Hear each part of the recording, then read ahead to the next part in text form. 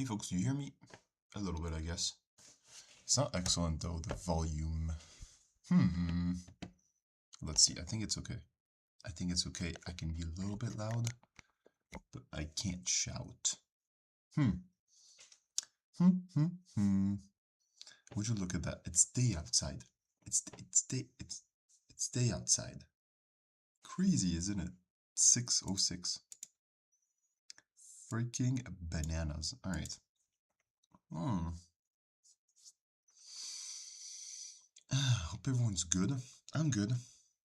Took a little vacation. It was nice.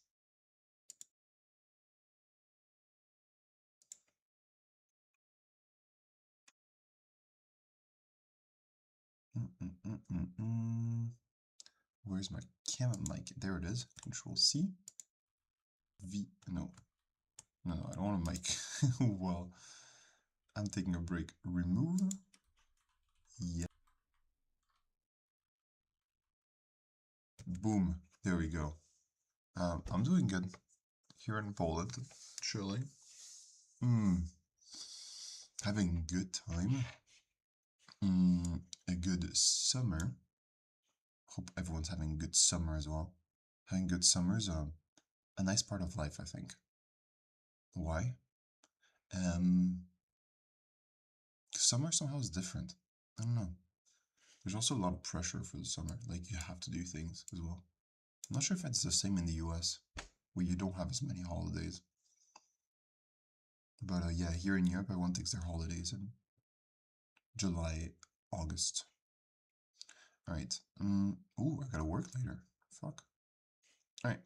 And what are we doing today? We're doing some industrial knowledge. Folks, I'm studying for the CISSP, and I gotta pass the exam. So I figured, hey, might as well do a little co-learning session. I've been studying a bit on my own, and so this time we can study together. Okay. So CISSP, Industrial Control System. Let's go over there and have a little look at what's required.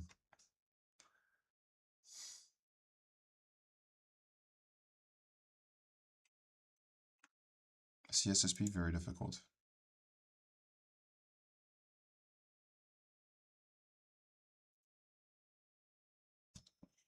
Alright, let's see. Let's open it. Alright, scene. Can you see it? Yes, you can. And then I clicked on CISSP, very difficult. And apparently it is.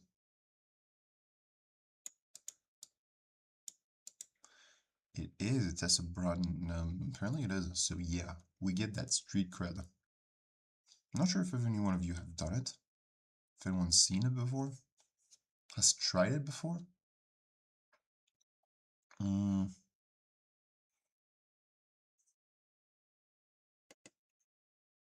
So I have a little bit of knowledge of industrial systems, just because of the work I do. I do remember, folks, I work in cyber insurance, and I have to read a lot of stuff. And a lot of the stuff that I have to read is about industrial control systems. It's about industrial control systems. Like, you know, if you have if I'm looking at a company that manufactures things, like, this is something you have to understand. So I have an idea, but over here we're going to develop a bit more our understanding of it. So historically, ICS, so industrial control system, were separated from general information systems and network, but now they're increasingly integrated with the main corporate network. As a result, they're also increasingly at risk from cyber attack, reflected in the exams for certifications such as CompTIA's Network Plus. So what they're saying is true. The fact that they're increasingly under attack is true. They're increasingly connected, because part of that is because the management and people in general want to get a little bit more feedback onto how things are doing. Like, you want to have, let's say you're a sales manager, like you sell something like, for instance, you sell bottles of wine. I don't know, like just the bottles, the crystal bottles. and you're gonna want to set up your production. You're gonna be your salesperson for bottles, and you want to send to wine yards, for instance. You're gonna be able to say how much production do you need, and the other way around, right? You want the production people to see how many sales you've made, and you want the salespeople to see how much bottle there's available and when. So all these connections are super helpful, but they're definitely causing a cybersecurity risk, because if the IT gets screwed, then the OT, which is where the backbone of the company is impacted, then you can't produce, and that's not something that we like. It is not something that is considered enjoyable, let's say. No es enjoyable.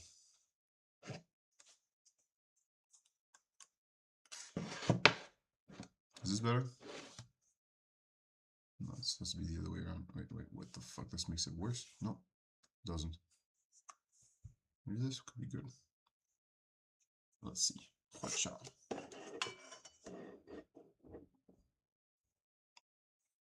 Alright, so what are industrial system controls? Let's look a little bit more into the definition that they give it. Industrial control systems, ICS, manage the operation of a plant equipment using manufacturing and process controls, such as automated manufacturing lines, flow control of the management production of petrochemicals, power generation, and water treatment plant management.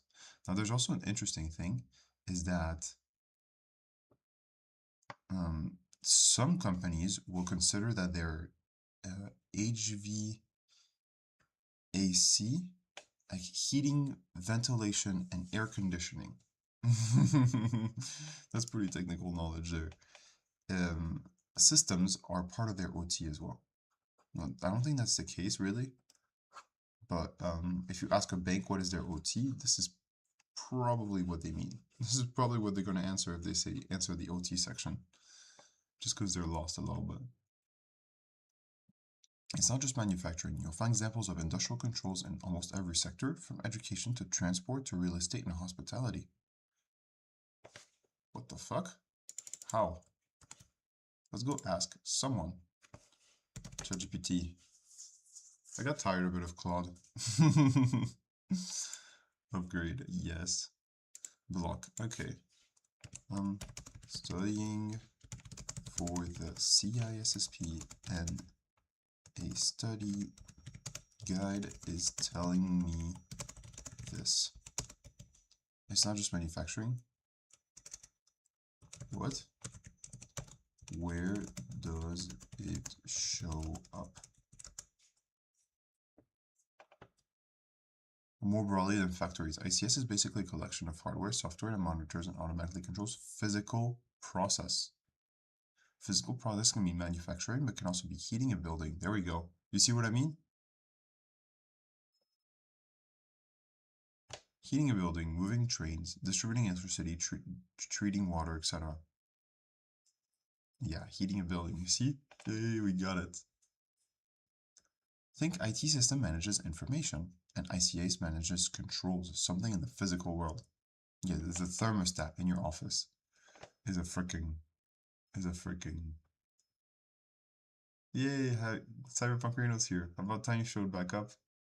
I took a 1-week break, Cyberpunk Reno. Good. Yeah, I enjoyed the break. It was fun.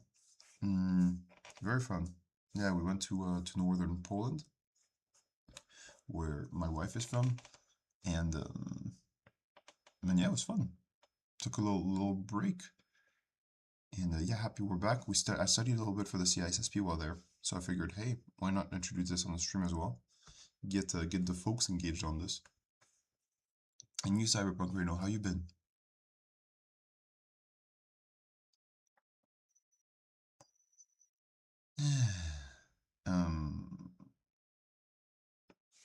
All right. So we have ICS management, which is something control something in the physical world, which I think makes sense, right? Control something in the physical world. So manufacturing, of course, education, building, heating, ventilation, and air conditioning, boilers, chillers, elevators, access systems. I mean, it's far stretched. I mean, they do extend, they do extend to education in that sense, building, boilers, chillers, elevators and stuff like this. We have to think, to what extent does this matter in terms of cybersecurity? I want to say quite little.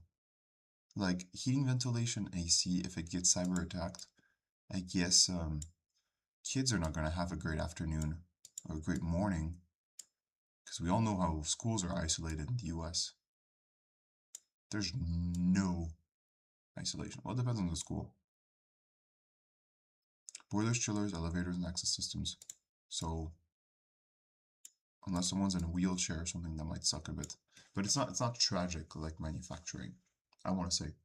We're out, but found a new course I purchased. The creator also keeps the whole course free as well, called YSAP. You suck at programming. It's entirely Bash related. Wow, so you're gonna get good at Bash, huh? That's really cool. Try and do this. So you purchase a new code to be better at programming. Nice. That's really cool, Cyberpunk Radio. Really cool to be able to improve your skills. Here we're taking a wider look. Let's say it's like a higher level certification where we get good at everything, but not excellent at anything. It's a very generic certification in cybersecurity. Now in hospitality, you get the same thing. Refrigeration, railway signaling, subway systems, traffic lights, tunnel ventilation. Yeah, this one is absolutely critical. I agree. Real estate, commercial building, heating, cooling, ventilation, light, okay. Healthcare, agriculture, airports. Okay. Baggage handling, light, fuel, runway, taxi systems. Awesome. So yeah. Okay, now I agree a little bit more with this phrase. And it's not just manufacturing, for example, industrial system controls in almost every sector. I mean, every sector has heating and cooling, so I mean, heating and cooling the buildings, I think, depends where you are, but if you're in Norway and you don't have heating and you have employees, I mean, the heck are you doing? If you're in Morocco and you don't have AC. Fundamental of industrial control systems. ICS monitor and manage the operations and machinery used in manufacturing processes and other sectors.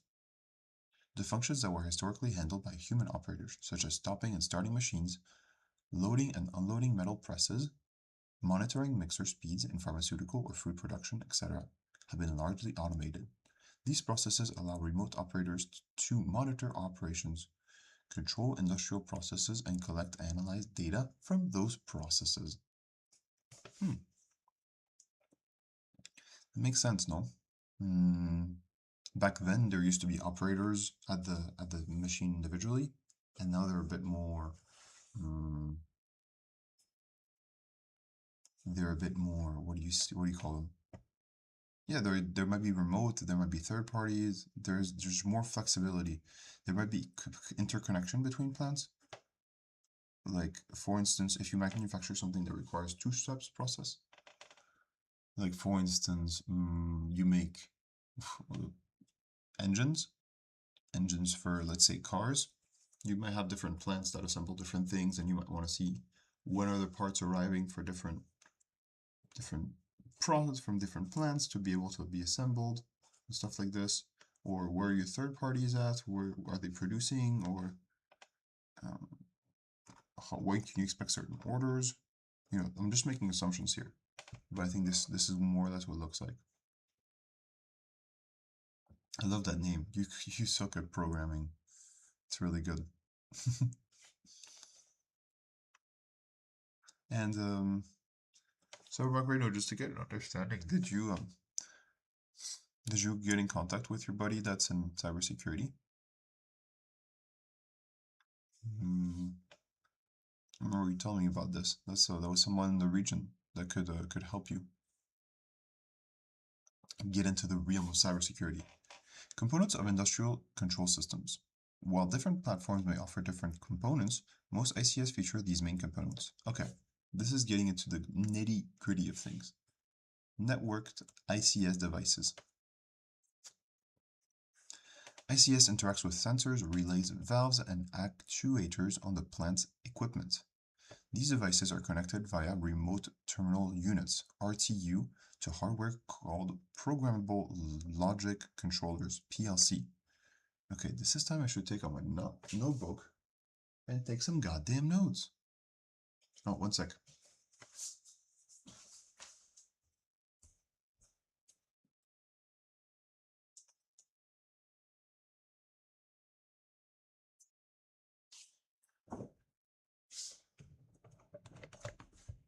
Yeah, that fell through for now. I'm not stressing it. It will happen in due time. So many schedule interrupts. I have to refocus on myself to get back on task. Hoping this course will help with that. Ah, so the friend said no for now.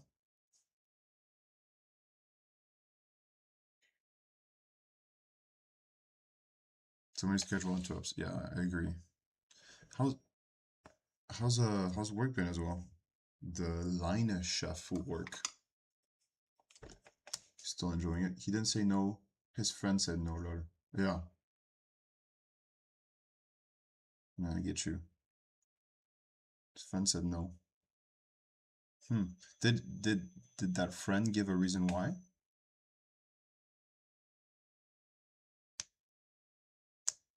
Like, did they want a particular certification, some kind of experience, or these local devices are connected via remote terminal units. Okay, let's take some notes on this. We'll do it here. Industrial controls.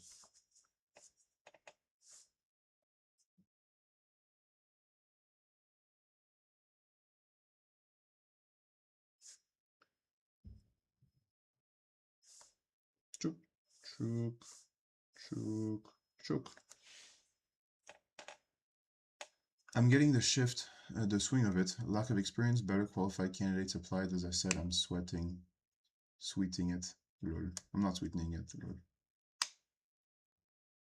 Yeah, it's challenging, huh? There's a better experienced candidates applied. Yeah, yeah, it's hard, I think, to start a new domain, especially when you've been doing some other things for a long, long time. It comes with a bit of stigma. Yeah, I think getting better. I don't know. It's a challenging position to be in. I agree.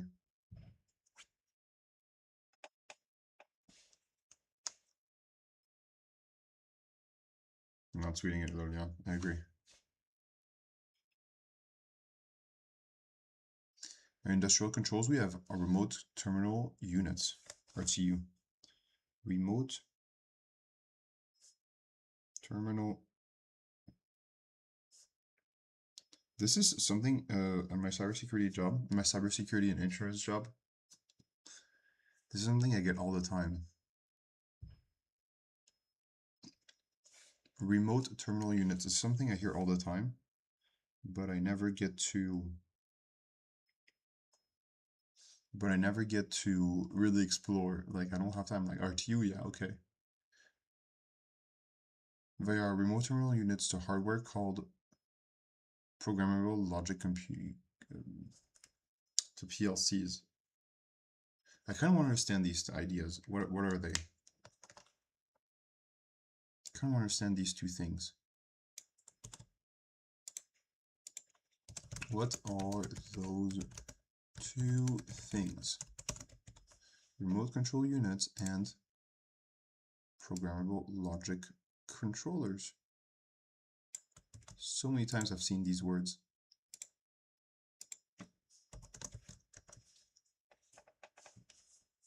They're both industrial computers controllers used to control physical equipment. The main difference is primarily where they are used and what they're optimized for. PLC is essentially a rugged computer designed to control machinery locally. A PLC is essentially a rugged computer designed to control machinery locally. A rugged computer designed to control machinery. Okay. What is a rugged? Define rugged. Define rugged. The adjective that describes something strong, tough, uneven, or built to withstand harsh conditions. Got it. I'm a professional cyber deck. What do you mean you're a professional cyber deck? It's a professional cyber deck. Not I'm, but it's. Because I started reading the message above Cyberpunk Reno. And then it got back down, I think. As a professional cyber deck. It's a professional cyber deck. Huh. Interesting. So that controls everything. I mean, I kind of get it. But it's not just cyber. I think it's just a logic. It's just like something. Sensor detects box. PLC decide what to do. PLC decides. Tells motor to start. Box moves. So PLC continuously reads input from sensors, runs program logic, sends output to motors, valves, switches, etc. Okay. I like it.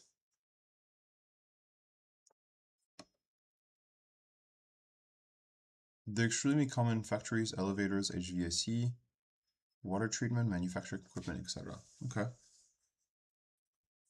I'm going to write that down. Read input from sensor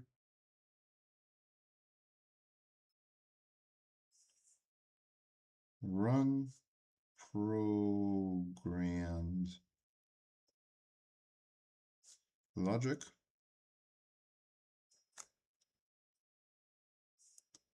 send outputs to motors, valves,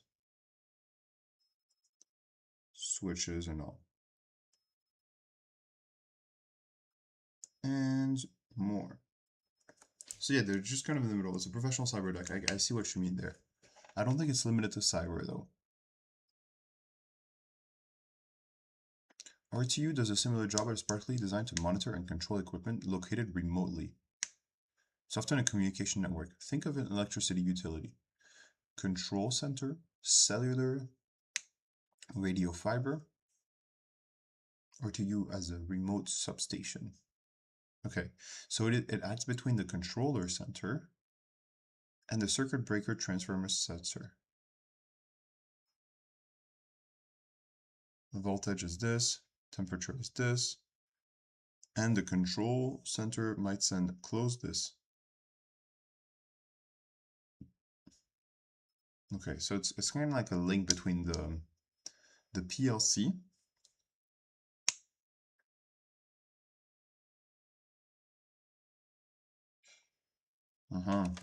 okay.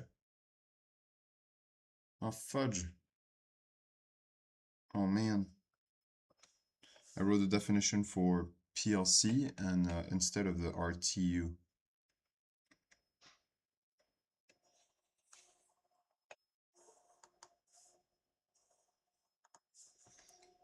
Which is programmable logic computer. Programmable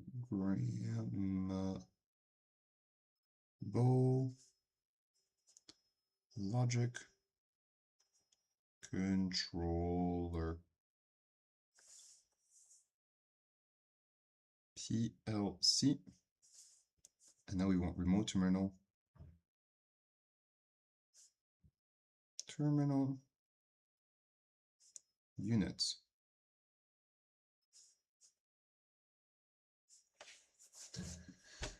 A cyber deck is like a laptop, but oftentimes smaller or single-use device. Not much actually used in cyber, it's just the name of the project device. That's pretty cool. I like that name, cyber deck. Just controls everything from one place. Seems pretty cool.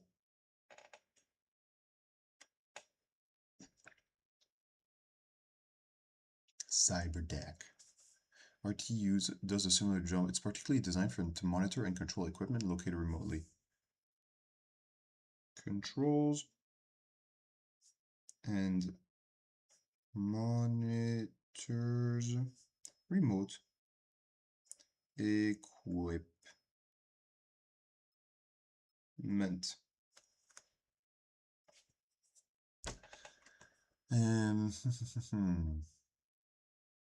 And often over a communication network, okay.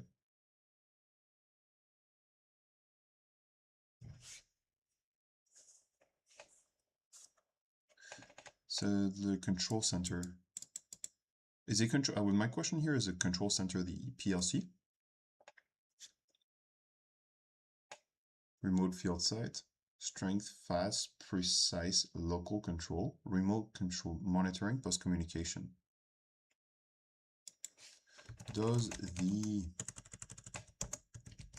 RTU usually report into a PLC, or is there something above the PLC? I'm not sure how bad this is for me to vibe learn like this. Usually neither one is inherently above the other. An ITU and a PRC are typically peer devices that sit at the field control layer.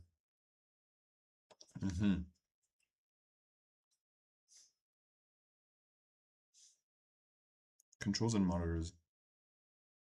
I think it makes sense, right? One reports the other one can have more programming logic. You can actually have RTU communicating with PLC.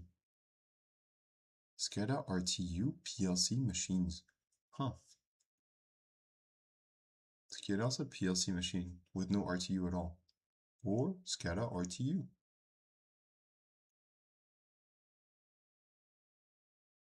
Don't think of it as RTU PLC SCADA as a fixed hierarchy. Instead, think of terms and roles. The SCADA, and let's run about the SCADA. SCADA is pretty damn important. Hey, Cyberpunk Reno, what does your buddy do again in terms of cybersecurity? What is the firm about? Is it consulting in cybersecurity, or just curious? Is it like a regular firm that needs cybersecurity help? No, right, because it's a cybersecurity company. Do they have a SOC? Or what is the main thing that they're selling? It's SCADA.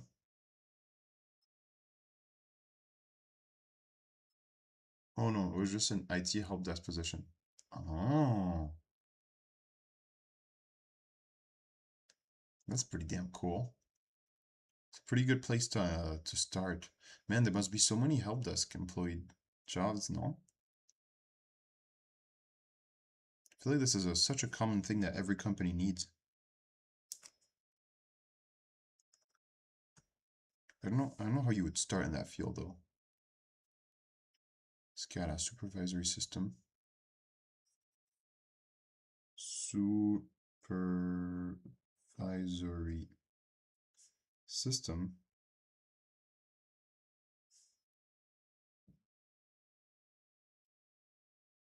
Where operators see what's happening and issue control. That's super cool. It's like the Death Star kind of control thing. I wish this still needed paper clips. Hello, Rabbit. Guess who's back? It's Rabbit Paperclip. I have another friend that has a master's in cybersec that works in a hospital, and another with a master's that is a guest professor at college. I know some folk. Doesn't mean it always works out. That's true. That's true. It's pretty cool though, because I don't know anyone. Really. I don't feel like I know too many cyber people. Like actual people working in cybersecurity, like doing the actual work in cybersecurity. I don't know anyone. I know some kids. I know some people. Like from conferences and stuff. Dude, I should get back to publishing more videos. The streams are really fun. We get to learn a lot of things. In terms of networking and all, it's not like the videos that I used to post on LinkedIn. Do you have another friend that has a master in psych that works in a hospital, another that works in it doesn't always work out. No. Yeah, it's true. It's true. I think maybe persistence is key. Persistence is key, and making more friends like that. Because it's true. If you now were living in the same area and all, and you'd want a job in cyber insurance, I probably could give you a hint. The Geeko, hello, what are you up to today? We are learning about industrial controls, the Geeko. It's not a very much hands-on today. We're not actually hacking things. And actually this whole week, actually, the Geeko, we're going to focus on learning concepts, testing out examples, learning about complex things. So right now we're focusing on industrial controls. And industrial controls are a whole world that I think very few people know. If you think about the whole world of IT in general, many people don't consider that much the don't give very much of a thought to the industrial control part. They think about very much the servers, the clouds, and stuff like this, but not necessarily the industrial controls. And so this is what we're deep diving into today. And so we're understanding the difference between SCADA, which is the manager, the PLC, which is the machine operator, the RTU, the remote field operative representative. So these are the three things that we're learning about right now. Kind of the architecture. Like controlling people, it's about programming chips. Good question. It's more like, yeah, exactly. Oh, okay, so a way to manage operations. It's more like a way to manage your manufacturing plant, let's say. So yeah, if you understand a bit more cybersecurity, what other companies are doing, this is a great way to understand what they're doing in terms of monitoring activities and things like this. The RTU isn't necessarily the PLC's boss. There are different types of field devices that can communicate upwards to the supervisor system. Okay. I kind of want to understand a bit more SCADA. Tell me more about SCADA. Are these concepts, like, is this something you've heard about before, SCADA? Just to understand what you folks are about. Rabbit paperclip, is this something you've heard about before? Absolutely, SCADA is one of those CISSP terms that becomes much easier once you see the architecture. What is SCADA? SCADA means supervisory control and data acquisition. The keyword is supervisory. Supervisory control and data acquisition. Supervisory control and data acquisition. The keyword is supervisory. Okay. SCADA is a system used to monitor and supervise physical processes, often across many geographical distributed locations. So it's really the central point of everything. It's often across many geographically distributed locations. God damn. This is so core to, like, if you think about what's important in companies and you're doing manufacturing, in terms of cybersecurity, this is probably number one. This is probably your number one most important process here. Just this. SCADA is equal to your most important asset. I have, but it's from a game called Red Team versus Blue Team, where it's turn-based, where you have to either attack or defend a network based on hardware limitations or company finance limitations. Oh, that sounds fun, this game. Cyberpunk Reno, Red Team versus Blue Team. To attack or defend a network based on hardware limitations, company finance limitations. That sounds kind of fun. Game.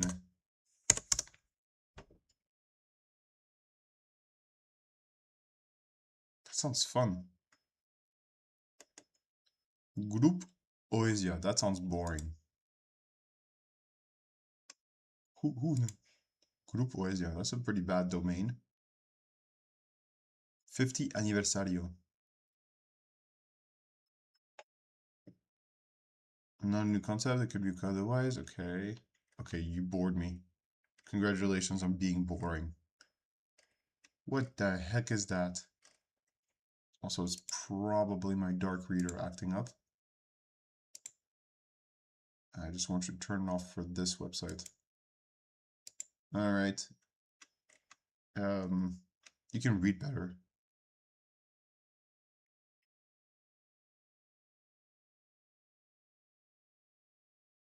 Military field, quite extra simple to demonstrate the effectiveness by attack by means of simulation. Cybersecurity. Nice. Cybersecurity encryption. Okay, so these guys are actually making only simulations. They're making simulations in different things. Wow. Pretty interesting. I kind of want to play it. There's a thread gen. There it is. Thread gen is the official name. Did you pay for this? Oh, there it is. That's on Steam. That's better. How many dollars? Very positive. Dude, I can play this for sure. We can definitely do this on stream. Okay. Manipulation. Detect. IR mode. Hold on. Red alert. This is not a drill. You are now in IR mode. Who are you guys? The people who need right now? Lawyers.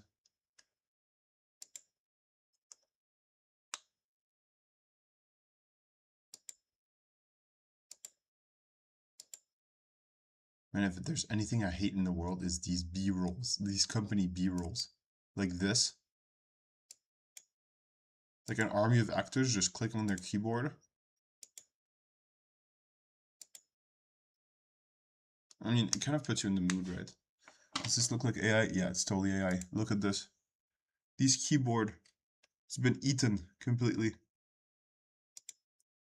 100% AI. The lady has so many fingers too.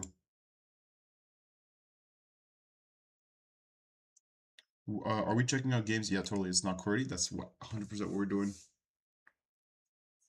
Cyberpunk Reno telling us about a game called Red Team Blue Team. Maybe we could check that out one of these days. Let me write it somewhere. Red Team vs Blue Team. It's more of a management one from what I see. It's a bit realistic on what you need to do. I can live my web games. Sure, totally. You're 100% AI. Yeah. Dude, what do we do now? Cyberpunk Reno spotted us. What do we do? Folks, we're now that you fully understand that we're AI, we have no recourse. I have nothing to say to that. We got caught, and there's nothing we can do. Cool freaking games.dev. All right, let's go. Wait, one sec. Cool freaking games. .dev. Man, I feel like a boomer. Yeah, no SEO there, huh? Let's do it. Hopefully we get a virus. No, we don't. We don't get a virus. Server not found. No, there's 1G. Alright, 16th place is Flockwatch. Ooh, CRM simulator. Create and grow your own virtual business through real-world CRM workflows. Manage your contracts, sales, and marketing campaigns, and build your to infinity. Oh. Or Flockwatch. The government has decided that you legally don't exist. Quest your way through a dystopian world of bureaucracy, surveillance, and absurdity, and discover the truth about the Flockwatch program. God damn. 16 space 8. 4x4 tic-tac-toe variant with 5 stone cap and sliding. Play in a friend matchmake online with ELO rankings or practice against the AI.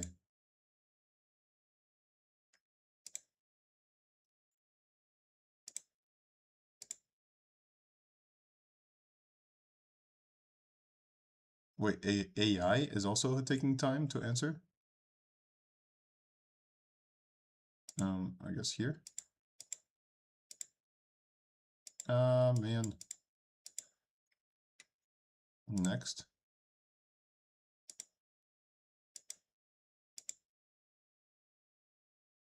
Man, there's a timer and everything. Like, people take tic-tac-toe seriously. Because you need 4 in a row, right? Or 3 in a row?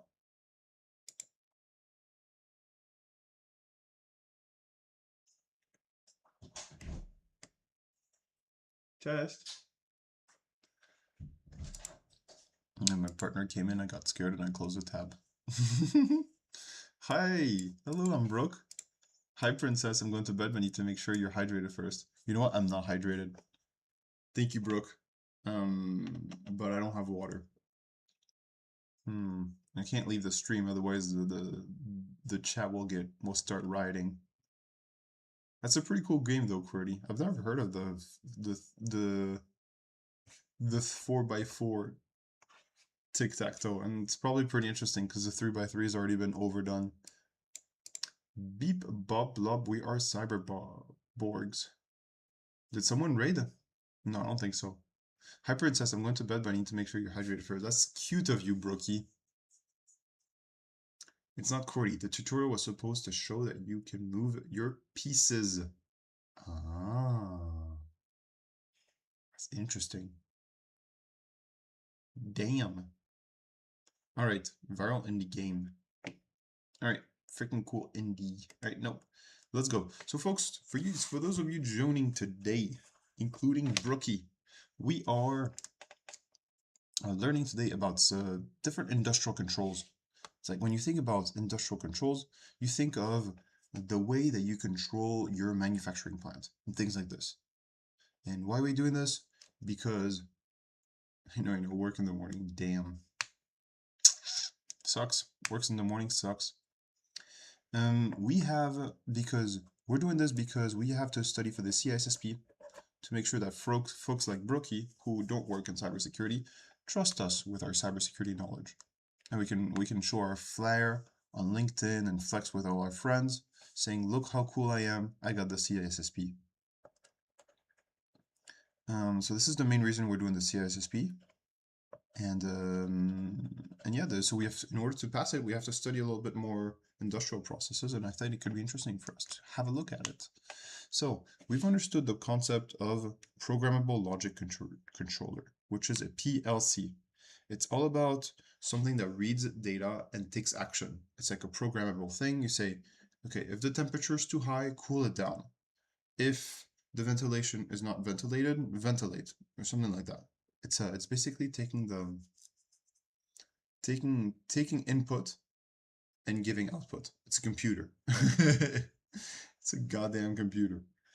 And then there's RTUs, which is more about reporting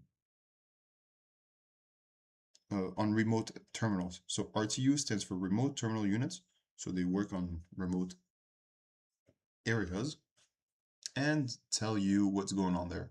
So if you have a plant in, I don't know where, it will be like, yo, the temperature there is 20, the humidity level is that. I'm not sure why I'm giving you a lot of, there might be other things that are just not. The number of spins that has been done is this process has been going on for this many minutes, etc., etc.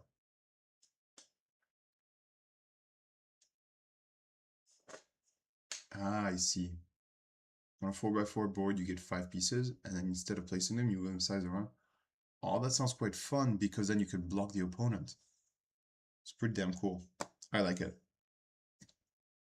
I think of a utility company with 50 electrical substations, 20 water pumping stations, and 10 reservoirs. You don't want an engineer physically sitting at every location. SCADA gives operators a central view of what's happening and allows them to issue commands. I see what you mean by that. So SCADA is inherently connecting different systems. Man, it's really fun. It's really interesting, this one. I enjoy very much industrial control systems. Is that a nerd thing to say? I enjoy very much industrial control systems. I think it's quite high up on that nerd list. Nerdfest. So Okay, so there's SCADA controller, which is the operator HMI. This says, what should I do? What's happening? And then there's SCADA server communication, and that all feeds into the RTU, the PLC, and RTUs. You got it. The critical thing is that SCADA isn't directly controlling every motor and valve itself. Instead, SCADA tells field controllers what to do. So SCADA tells the controller what to do. Hey, you do this, you do that. Okay. Let's use water utility. Imagine a city water system. There's a remote pumping station 20 miles away. At the station, you might have water level processors, pressure sensors, flow meters, pumps, valves, a PLC or RTU. The PLC might be programmed. If tank level under 30%, then you start pump 2.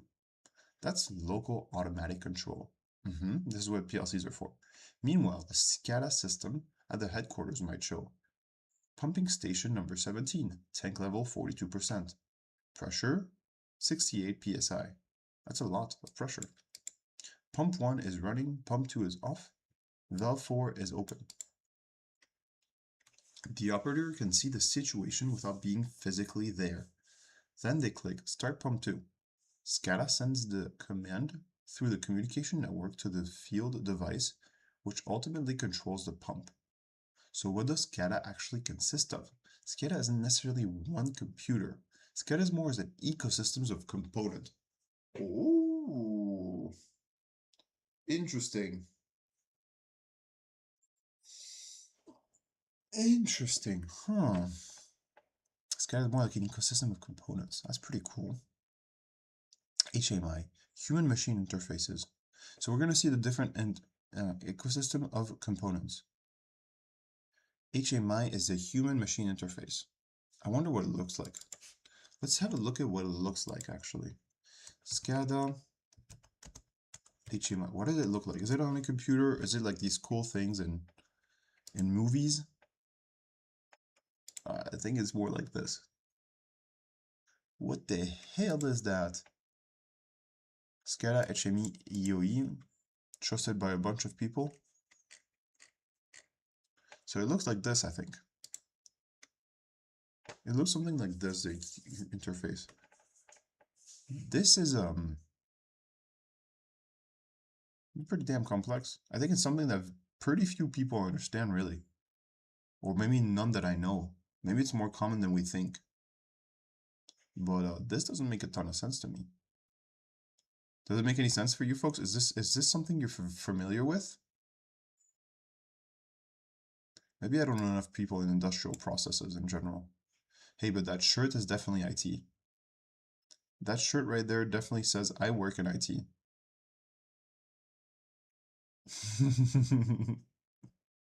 Something about the dots there.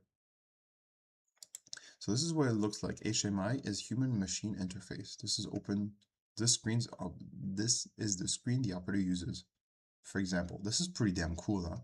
ChatGPT doing this. Reservoirs at 72%. Pump 1 is running, pump 2 is stopped, pump 3 is running. Pressure 82 psi. Start pump 2. So HMI is a human-facing portion. Okay, got it. The SCADA server. The SCADA server handles things such as I'm gonna make a subsection here in my notes of the SCADA system. It includes the HMI, human monitoring interface, human monitoring what is SCADA? This start pump 2 HMI, human machine interface.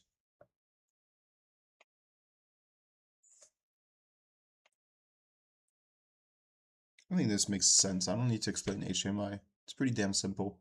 The SCADA servers, okay. SCADA servers What do? They handle things such as collection. They collect data, generate alerts,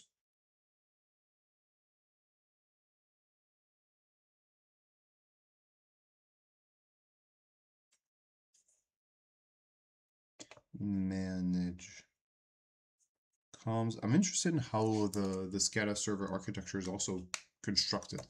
Like, do you have just one? Can it be in the cloud? So the SCADA, or usually not? How does this all work? Maybe it has advantages to be in the cloud. So Cyberpunk Raynos has operated machines at industrial level, but not SCADA monitoring level of operated. Okay, so you've been more on the field managing.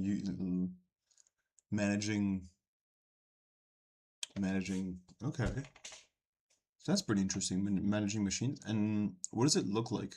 Do you tap on a computer screen and validate inputs or outputs? How does this all work? And what's your thought now that you're better in cybersecurity? Do you think this is secure, or are you afraid of vulnerabilities, or are you confident that this can't be hacked? What's your thought on all this? I'm pretty interested because I've never been in a plant. I used to work at P&G, Procter & Gamble. I was working there in operations. And my manager's like, oh yeah, we're going to take you to the plant once. And I was there for a year, but they took me 0 times to the plant. So I don't even know what a plant freaking looks like. All I know is from the movies, I guess. Or documentaries and all. But I don't really get to see what industrial controls really look like. So, Cyberpunk Reno, you're gonna be my eyes on this. What a beautiful day. Alright. SCADA, they collect data, manage alerts, manage communication. Okay, makes sense. So what SCADA server does? RTUs and PLCs, these are in the field they're just talking about. For example, communication network, Ethernet, fiber, radio, cellular, microwave. I guess microwaves means like very small waves, but it doesn't actually heat up your air. No? Right? So is microwave a form of radio? Holy shit, we're getting deep into the into the nitty-gritty here. Special communications, other specialized industrial protocols.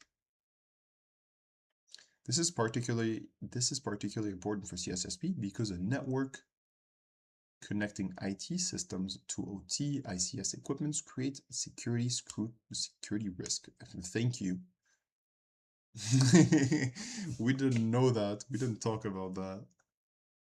This is probably the most important distinction to understand. Imagine a PLC. One sec here. This is probably the most important to understand. Imagine factory. PLC might execute. So the PLC is more standard rules applier. Start conveyor, activate robotic arms to restart conveyor. It's doing real-time locations. SCADA is more like the management overall thing. Stop conveyor 4. Like SCADA is more centralized. Controls the process, supervises the process. So S is really for supervisor system. Alright. So Cyberpunk Reno answered our industrial question, which is amazing.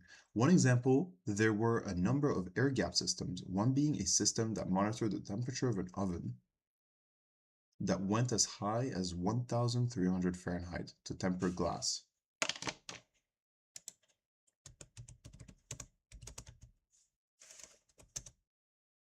"700 degrees. That is hot. High to temper glass, and we had to maintain temperatures and speeds based on the size and type of glass to ensure proper temperature. Damaging a device like that via physical damage or sabotage could greatly damage a company. I bet these ovens are probably not cheap, eh? An oven like that?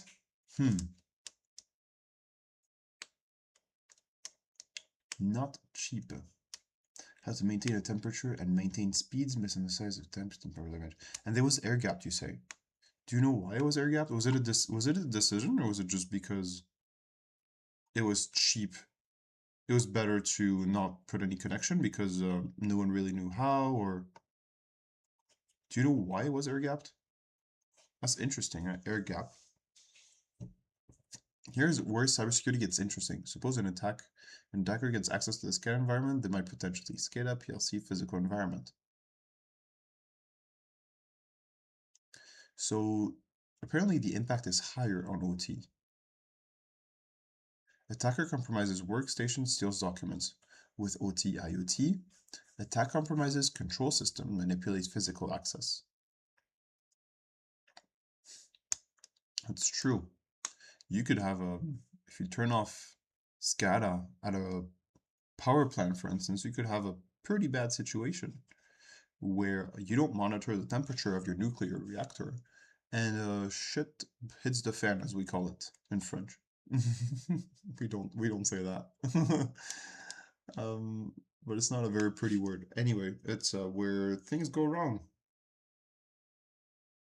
And nuclear is quickly bad.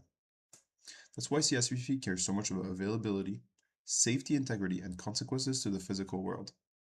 Interesting. Because we're suffering with Windows and running in Windows 93. Yeah. I mean, I think when you also purchase an oven that goes to 700 degrees Celsius or 13 Fahrenheit, 1300 Fahrenheit, you kind of want you want it to last for several decades. I think these are pretty expensive ovens.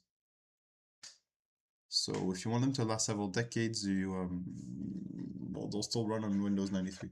So it's been air gapped. Okay, so it's for cybersecurity, basically.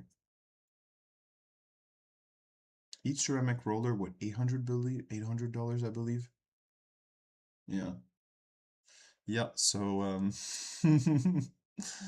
you want this oven to work.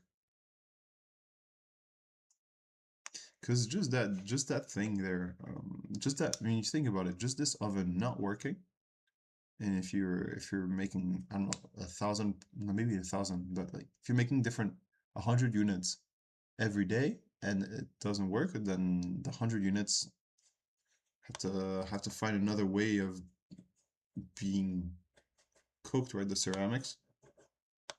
So it gets complicated quite fast here. Attacker compromises control system, manipulates physical process. That's why CISSP cares so much about availability. Yeah, for sure, makes sense. There's usually SCADA is usually a part of the broader ICS OT world. Think OT, SCADA PLC RTU, physical process. Not every ICS is a SCADA system. ICS is the broader category. Okay. SCADA is the one type to monitor systems. Okay, one mental model unmemorized for the CISSP. Think sensors. PLC RTU, I'll control the equipment. Network, SCADA. Says I'll collect the data and supervise everything. HMI, I'll show you what's happening. Operator, I can operator and give out commands. I ran a total of 32 tons of glass in one day. So double that, and that's a 12-hour shift. So double that, and that's a 12-hour shift out of the factory on that line. We're talking big money. 42 tons of glass in one day. Yeah. Yeah, so you don't want that thing stopping, and that's why it was air gapped. Really interesting stuff, huh?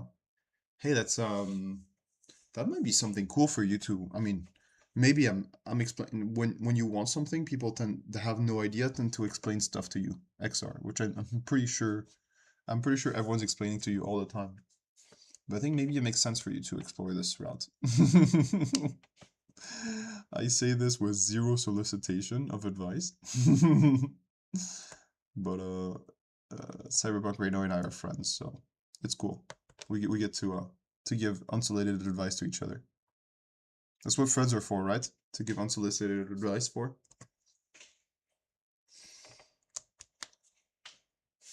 All right, human operator, I can do this, that. Okay, I want to actually see what the SCADA is made of.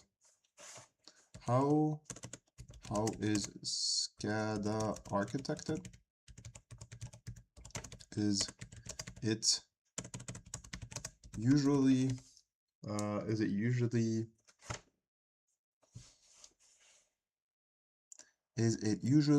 on the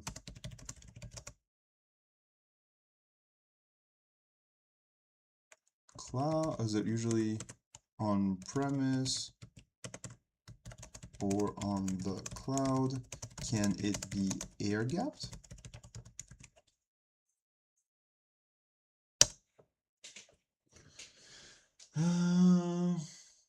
And make a questionable statement on the internet. Nice. Yeah, always here to make questionable comments on the internet. It's what we're here for, no? This is what we're here for the inappropriateness of what we say. Yes, this is where GetAttack gets particularly intuitive from CISSP perspective. Oh, did you forget the clip already? What did I say? Oh, right, that you and I should date, no? Yeah, I stand by that.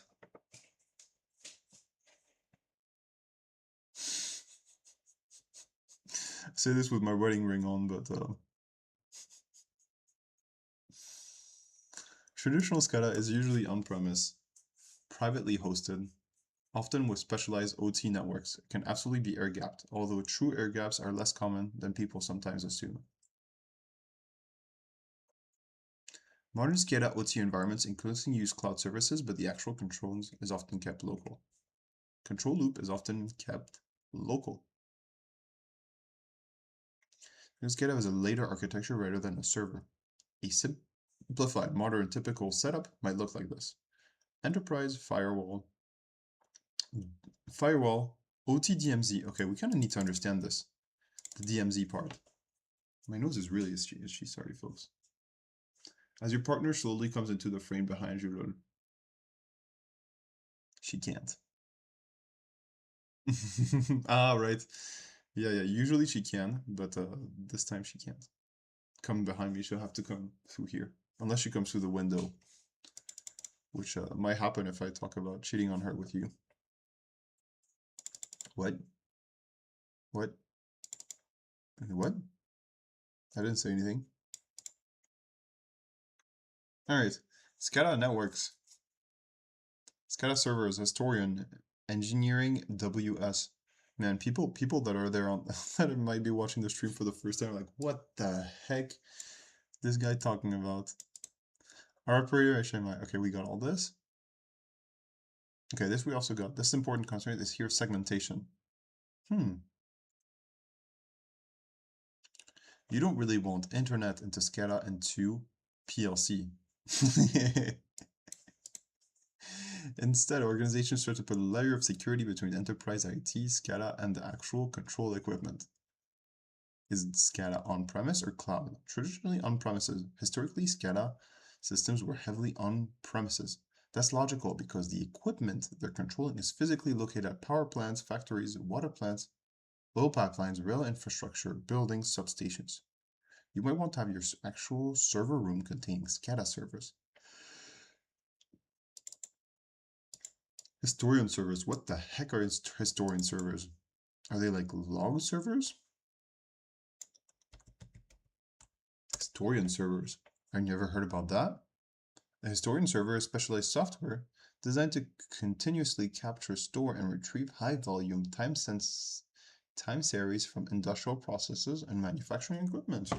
I didn't know about that. Let's write it down. Historian servers. Historian. Uh-oh, out of ink.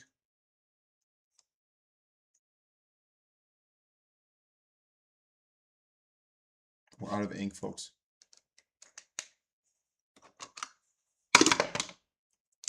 Luckily, we have another one. All right. Historian servers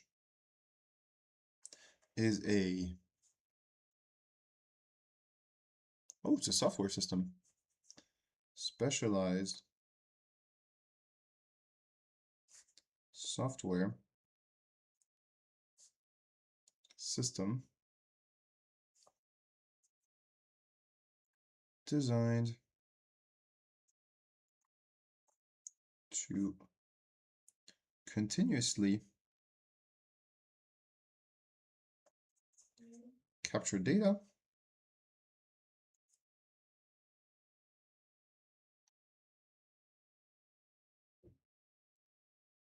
and retrieve high volume time series and retrieve high volume time series data from industrial process and manufacturing equipment. Okay. High volume time series data. That's really cool. It's like a seam. It's like a seam for the industrial processes, no?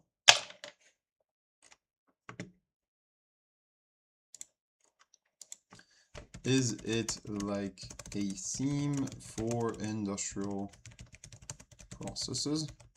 Do you guys know seam? It's what does seam stand for? I don't have no idea. It won't say. Yes, but with a critical difference. A data historian tracks operational health and productivity, while seam tracks security and cyber events. Information event management, system security.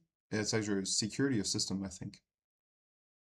Security event management, information event management, I think, is what it stands for. Both systems act as a central data repositories for industrial environments, but they serve completely different purposes. Okay, so primary goal here is to monitor process efficiency, machine health, and product quality. Here it's to detect threats. Okay, so the how is very different. The how is similar. It just collects different things from different things that are elsewhere and timestamps it and gives it like centralizes it. Now the what is different. The what here is what differs. Plant operators, automation engineers, and maintenance teams, security analysis, and chief information security officers. Okay. Nice. So data historian is not necessarily about cybersecurity here. Okay, pretty damn cool. Manufacturers containing engineering stations, domain services, backup systems, and specialized networking containing everything to the field devices. We still have to understand. What is it called? I don't want to lose it, so I'm going to write it down. We still have to understand the concept of what? Data PLC, SCADA. Wait, what was it? The air gap thing, DMZ. DMZ/IDMZ. We have to understand what that is.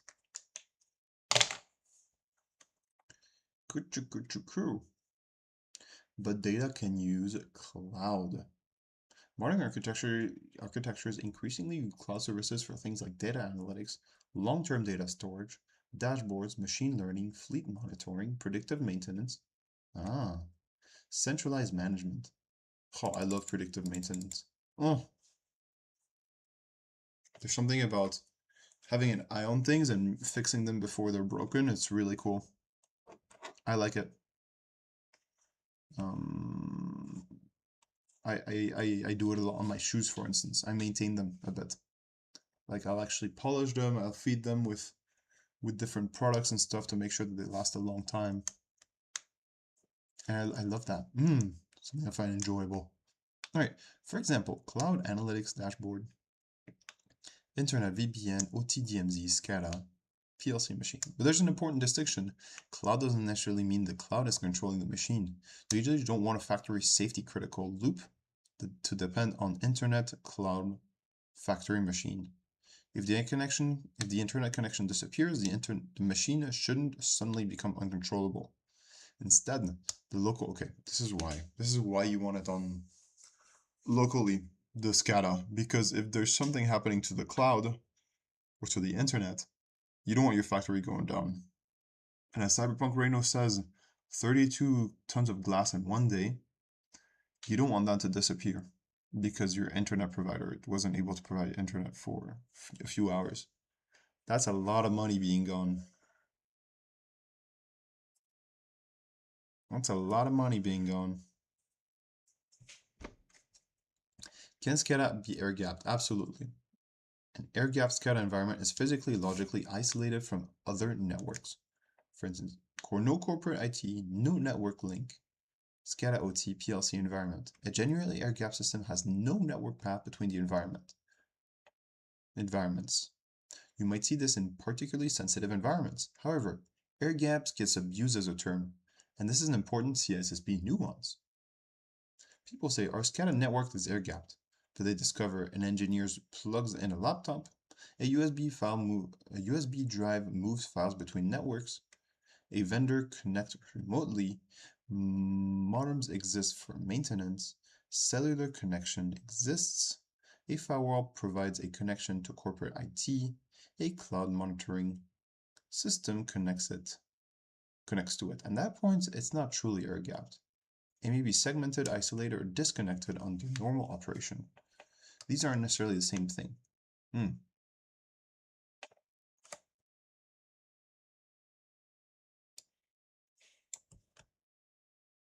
Air-gapped versus segmentation. They're going to talk about it. The first two are air-gapped. Grey Hatter says the first two are air-gapped. What do you mean the first two? The first two what? An engineer plugs in a laptop, a USB moves files between the clouds. You're gonna look like an idiot if you believe it. Yeah, probably. This is what I've been thinking. It's too good to be true now. It's vibe learning. You think that this still means air gapped? I kind of agree with AI here that air gap should not use that. Like if you're air gap and you plug in a laptop, sneakernet is not air gap, is someone I never respect. Ooh, what is sneakernet?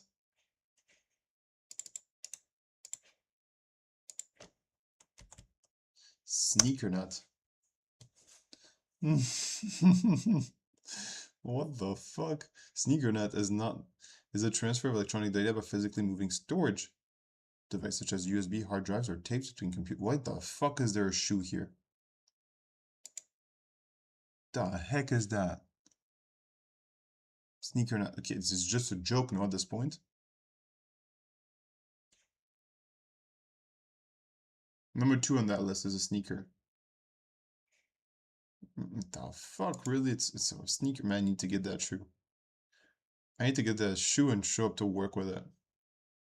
No way. Is there a USB in your shoe? Is that how it works? Okay, yeah. Hold on. I want to fight over this. Folks, we're going to start fighting with everyone. Get ready for riots. But first we have to understand here for what the fuck is sneakernet.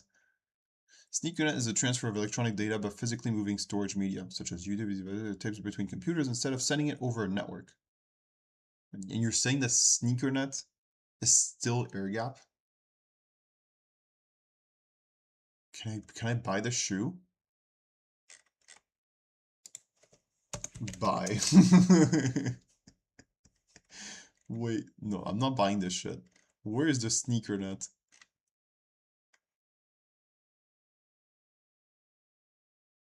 Retro, it was dystopian. Was it from sneakernet? No. There's always an yes, because there's always an air gap between that system as a whole. And no. This is not how you think. Do you know what a sneaker is? All right, let's fight it out. Let's go to the boxing ring, you and I, Grey Hatter. I argue with you that if you have some kind of data transfer with USB, you are no longer in an air gap network. Air gap is an absolute thing.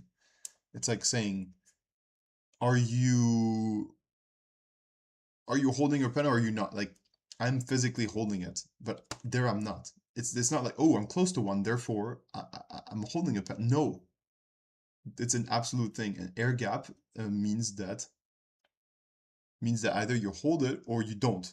And if there's data transfer between the two, then it's no longer protected. Air gap does not equal SCIF. Is it air gaps if it has a monitor? Good question. Depends where the monitor is. I think it is. I think it is, regardless. Air gap if it has a monitor. That's a good question.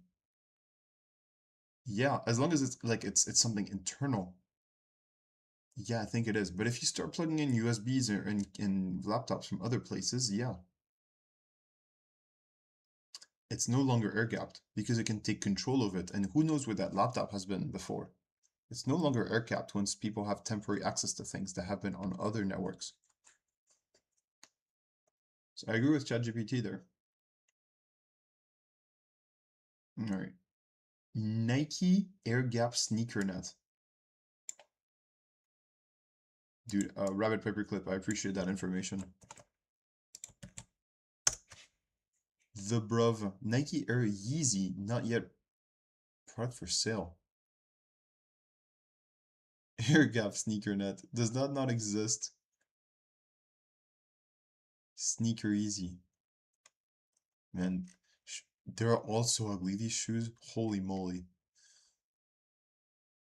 Nike Air Max. No, that's not what we're in air gap. Look at the size of all these sponsored products. No, this is not sponsored, I think. But yeah, you're wrong, Grey Hatter. And I will die on this hill. You can, but SneakerNet is just a name for hardware data transfer. We move the physical hardware by foot.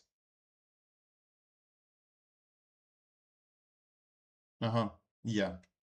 You physically walk the USB to computer 1 to computer 2, ergo. SneakerNet. I like that name.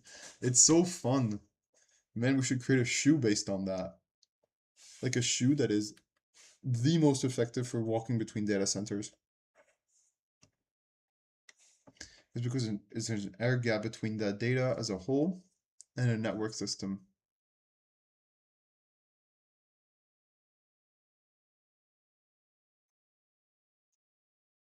Air gap does not equal SCIF. What's the difference with SCIF? If you can read the stuff on the monitor and type into that different computer, then it's air gapped. Yeah, I think so. Yeah, because you control the data flow from one computer to the other. You'd have to physically type it and understand, make sure that it happens. That's a true thing that Grey Hatter is saying. Like if you copy from one computer to the other, is it still air gapped? Thank you for explaining SCIF. Secure Confidential Information Facility. I'm not sure if I'm mistaken. I could be on that. If that's air gap, then you're allowed to take information off the system. I think air gap in OT is more about air gapping in OT is more about putting in information rather than taking it out. Taking it out is not that bad. What's bad is putting it in. Because if we think about what OT cares about, what industrial controls care about is production.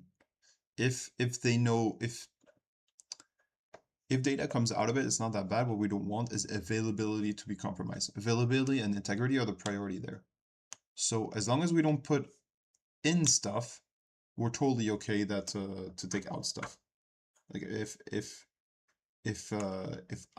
OT gets, as a cyber insurer, if OT gets a data breach, if someone is able to get the SCADA server and is able to steal the data, what are you going to ensure? Like, oh shoot, they had access to the temperature of our of our ovens. It might be an issue if there's something like super secret in your production, like maybe you're dealing with prescription information or things like that, but usually you won't find that on the OT, so I think it's okay. A sneaker set is a method of delivering data between two separate network hosts. It could be a floppy disk, USB, then there's no network connectivity between them. Thanks, Rabbit Paperclip. Appreciate that. It's a joke, that's all. I like it. Nike Air Gap sneaker, and it was a joke, that's all. Too bad. I was really trying to get that sneaker, Rabbit Paperclip. Why is transferring data via USB different via transfer eyeball? Because USB can have many layers, I think. You tell me what you think, Grey Hatter. But if a USB has more layers to it. You can transfer a lot of data. By plugging something into a computer, you never know what's going to happen. It's like clicking on a link. While doing the eyeball, you control what's on the first computer and you control what's on the second. So it's a little bit more secure, right? And you control the scope.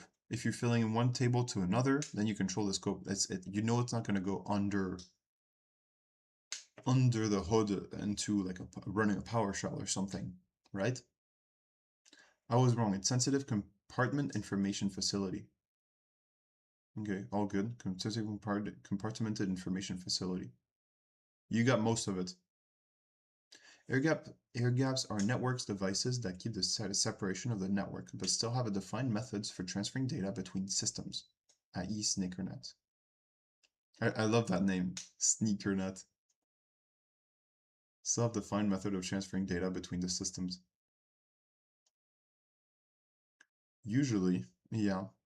So, I mean, Rabbit Paperclip is saying that you can have a segmented, an air gap network, but still have a way to pull data out and to transfer data between systems, i.e. sneakernet. That's interesting, folks. I think this is such a cool. You're welcome to die on any hill you'd like. Words mean thing. If a system is physically unreachable from the internet, it's worth calling air gapped. The gap is air only. It's not data transfer gap. All right, let's ask the AI to defend itself. This is not constituting a violation of air gap. Correct. If you're being technically precise, a USB drive or engineer carrying a laptop does not necessarily mean the network are no longer air gapped in the network sense. I overstated that point. Yeah, the distinction. An air gap traditionally means if there's no direct network connection path between the two systems.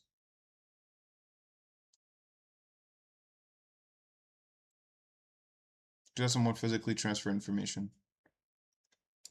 Write file, USB drive, physically carry OSD. I mean, it's kind of bullshit, no? Neither are true. It depends on your threat model. Oh, I like threat models. Grey Hatter. I like what you're saying. I like how you speak to me. Check out the NRL network Puma air gap system actually connecting two networks, but using a mathematical TCP acknowledge to ensure no covered channels.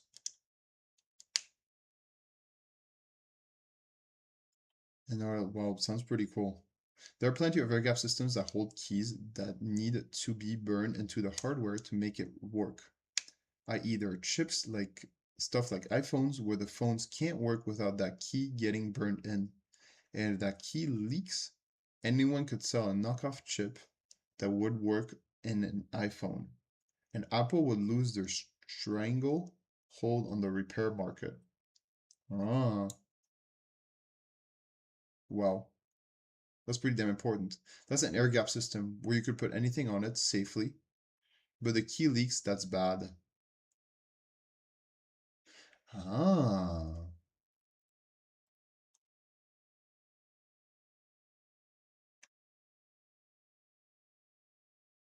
As if you know, as if you know you're not lying. Learning from AI is dangerous. Yeah, probably. Man, a lot of our learning came from AI, huh? Just saying here, Grey Hatter. How screwed are we? Yeah, I kind of went bananas. I agree with you on that. You could bet anything is that. So that's true at what you're saying here, Grey Hatter. That's a very good point on the fact that yes, OT also has secrets that it cannot leak. Absolutely. I never thought of it that way. I thought it was the I mean I thought about it the other way around, but not necessarily as oh OT has important stuff. Oh, and a key that's being okay. Damn. I'm not screwed at all. I hate AI and I haven't been tried and the people saying like boo boo. And I haven't been tried by the people saying it's good. Then I've also been a hacker for long enough that I know long enough that I don't need it to care that much. People learning from AI are gonna have a bad time. Man, but I think everyone's learning from AI now, huh? I wouldn't be surprised if students nowadays, age, I don't know, 8 to 18, or even in university were learning from AI. Haven't been tricked by them. Yeah, I guess there's limitations to it. Corporate IT network SCADA, right file. All right, let's go back to our little thing there.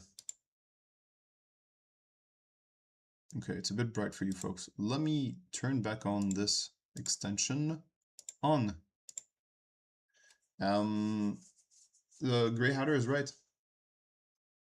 Wow, this guy's a hacker. Um, yeah, okay, Grey Hatter probably was right that air gap does not necessarily mean that a sneaker gap is not necessarily air gap. Let's go check out the definition from So We're Credible. Air gap. What's somewhere credible? What's a credible place? Is it Wikipedia? Probably not. IBM, I think it's pretty good IBM. We can probably trust IBM, no?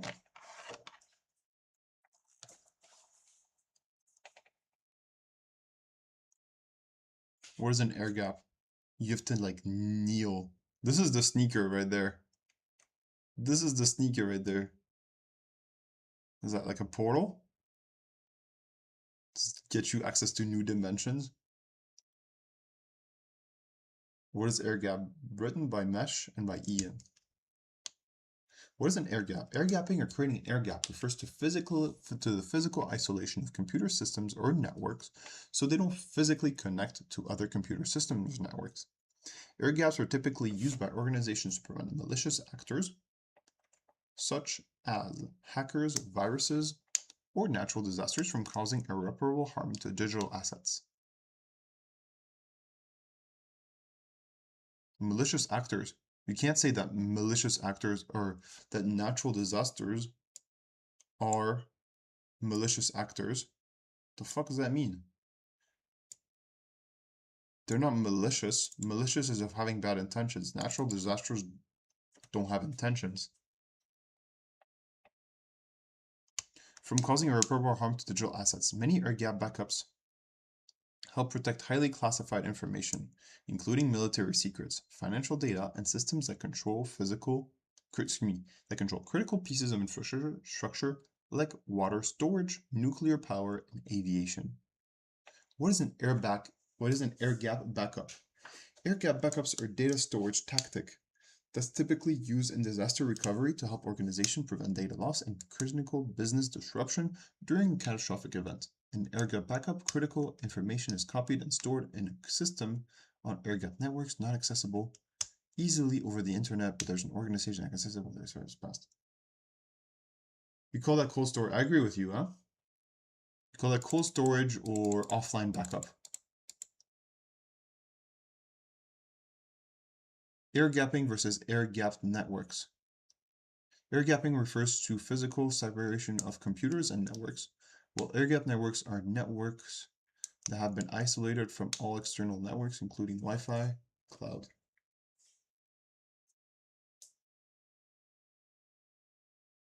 is more correct. Man, what the fuck? Why do you think this is happening? Grey Hatter, is it because they want to sell their shit, IBM? That they're using keywords like this? Or what the heck are these two clowns doing? Who are these two clowns? Let's go check them out. Clowns. These clowns. Copywriter, associate director with 15 years helping brands tell stories and connect audiences on LinkedIn. What the fuck? Is that him? Probably. Creative director copy. Bro might have been vibe coding this. That might have come from AI. When was this published? So at least 2024. I think that might have been written by AI. That's the thing though. Where do you study Grey Hatter if you don't study with AI? Because everything else might be AI. This is bullshit. IBM rubric. Like everyone here has an interest in selling you shit. IBM wants to sell you stuff. Rubric wants to sell you stuff. Okay, National Ocean Service. What the fuck are they doing there? What's a credible source? What is the leading OT security organization that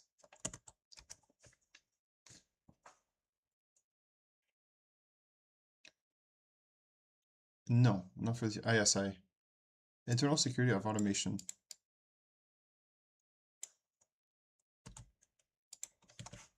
Definition of air gap. White papers, Wikipedia.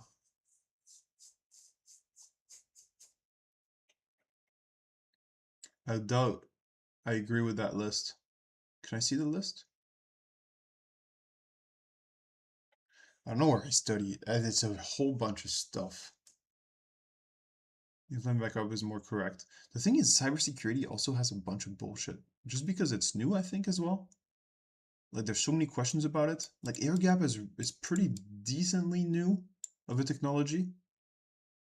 And it keeps on evolving. Is this why we're also having a lot of bullshit around it? New. I mean, I guess it's been done for a long, long time. I get what you mean. Like, we've been air gapping systems since the 1960s, maybe? No, maybe, no. No? Maybe. If we're talking about, it's been a while. Just the OT has evolved a lot, no? Man, I'm also learning from the chat. You see what I mean? Grey Hatter? Data tracker, ITF documentation, this. Okay, let's go. Copy, copy, copy.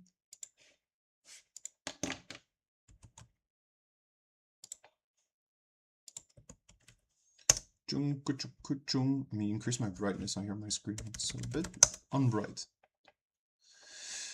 A bit unbright. Boochoo! Oof! What a stream, folks. It's like our brain is getting bigger every time I talk with you folks.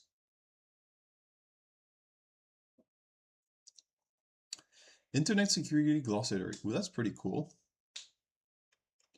Network working group request for comments 9,949. FY 36. August 2007.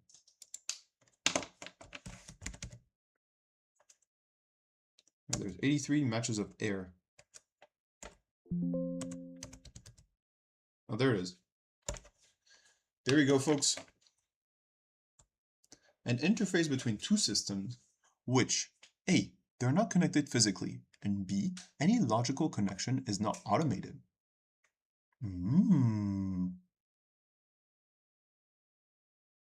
Okay, well, I have to understand what's the difference between physical and logical connection then. The fuck? I love SneakerNet is a canon example of an air gap network in the RFC, and AI still not got it wrong. I fucking love that SneakerNet is a canon example of an air gap network in the RFC, and I still got it wrong. Logical is simply data without physical aspect.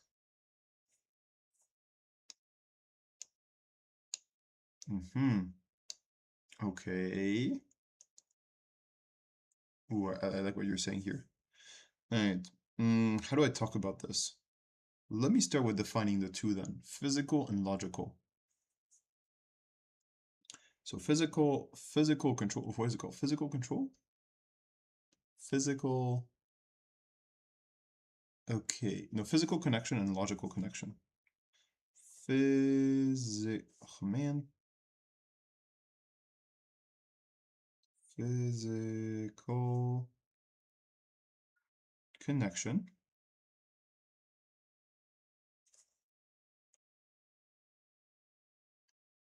Air gap. Oh, it's a massive one. Can we get a physical?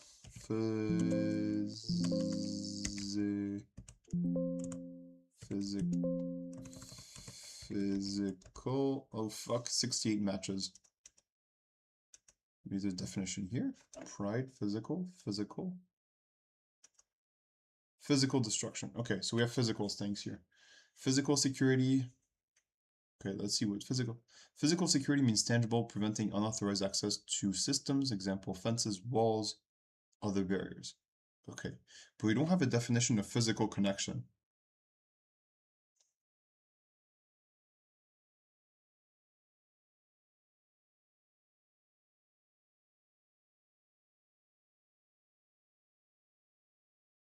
Because the logical bits are transferred, but they aren't directly, they're transferred directly. There's an independent systems. Not there. Oh, typing data by hand would be a logical, but not a physical connection. And so what would be an USB be then? Because it's pretty physical, no? A USB would be physical connection.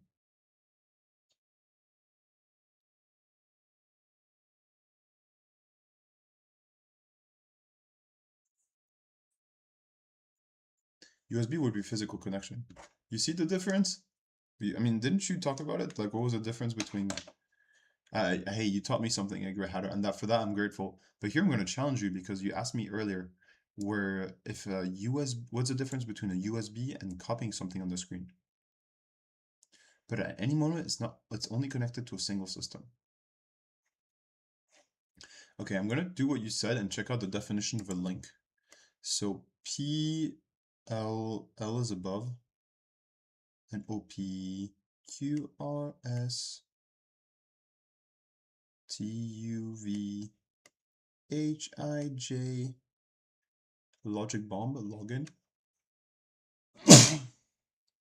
Pardon me. Liveness. Link encryption. All right, let's leave link. What is a link? All right, we gotta write this down, folks. A link is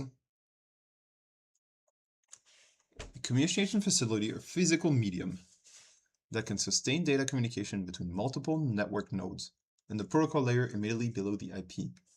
Now, folks, Control F and $$ link. Oh, that's pretty good. I like that. Folks, for those of you wondering what the heck is going on in the stream, so I'm studying for the CISSP because reasons. Don't ask why. Link, and then we're looking at the definition of air gap. An air gap is, from my understanding, something that's completely isolated. No touching the environment, nothing like that. It's completely isolated. But as we're learning right now with Grey Hatter's help, is that it might not be just that. There might be some communication allowed, and so we're getting into the nitty-gritty here, which is important to understand the actual definition of things, right? If we want the actual definition of what an air gap is, so that we can understand how and where are air gap systems vulnerable. This is what I mean. We're understanding how they're invulnerable and where exactly. so that we can hack, so we can defend and stuff like this. So when we can understand, we all understand what an air gap means system, what an air gap system means. When someone says our system is air gapped, here's what it means. All right, and so in order to understand what air gap means, we have to understand what physical connection and logical connection are. And to do this, we have to understand what a link is. A link here is a physical or communication facility medium that can sustain data communication between multiple network nodes in the protocol layer immediately below the IP. So if we remember our OSI model, we have at the bottom we have the physical layer, and then we have the data layer, and then the IP, the communication layer, right?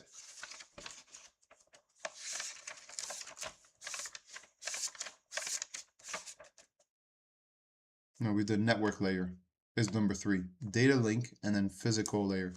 Ah, so this is about the OSI model, no, Grey Hatter? Is this about the OSI model, kind of? Link, I think it's got some relation to it. I just learned that there's a new model other than the OSI model that I don't hate. Oh, nice. Which is it? Why do you hate the OSI model? That can sustain data communication between multiple. Well, that's better, actually. If a physical medium can sustain communication, a physical medium, I'm going to reduce it down now. Medium that can sustain communication.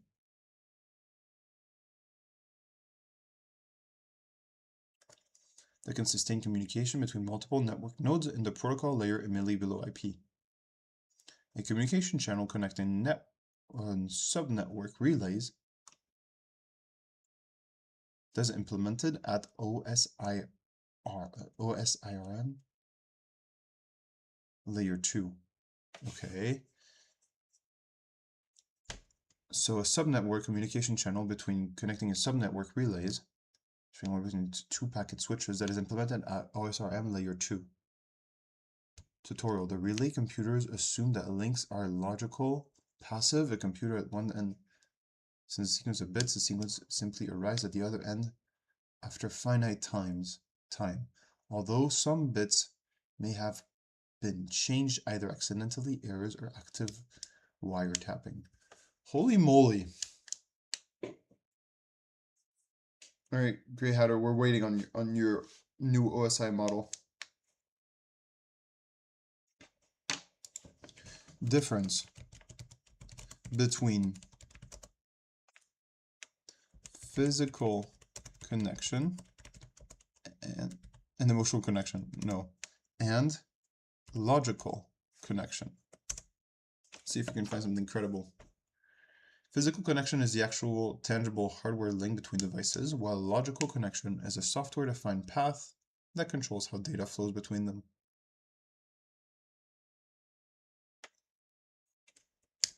Okay, I kind of like this definition. I don't want to go further. Yo, Bedro Dev. Hello. Hey, everyone, this is Bedro Dev. Bedro Dev, this is everyone. Hello, Bedro. We're working on OT security, so industrial security.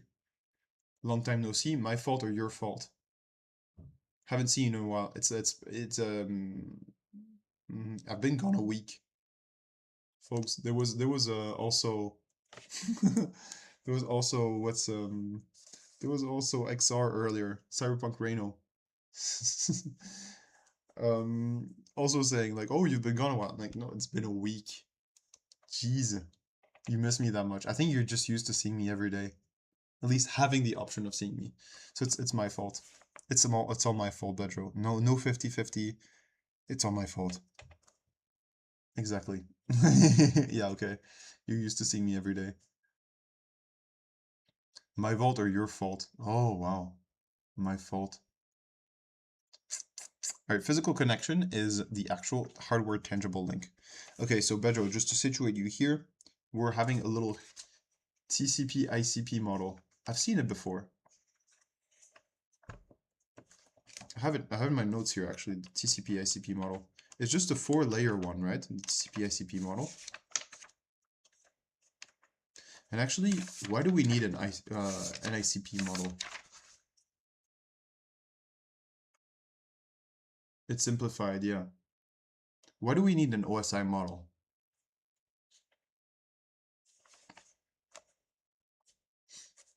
I'm just challenging everyone here. So we're having a heated debate about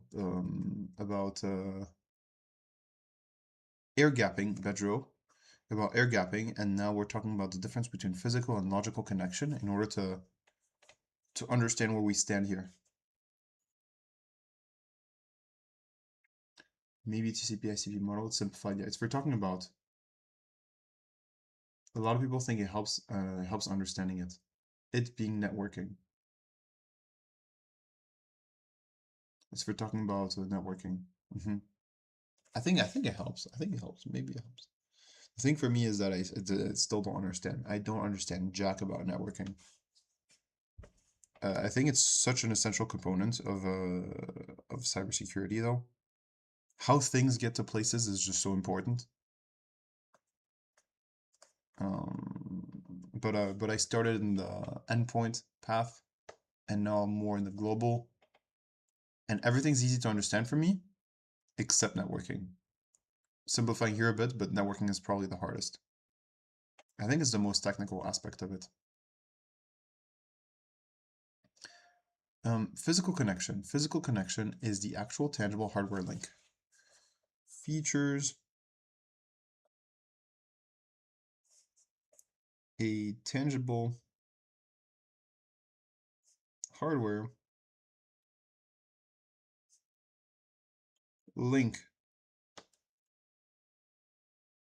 and logical connection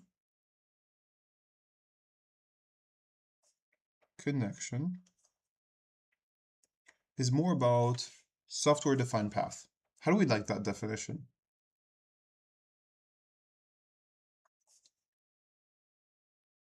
But if there's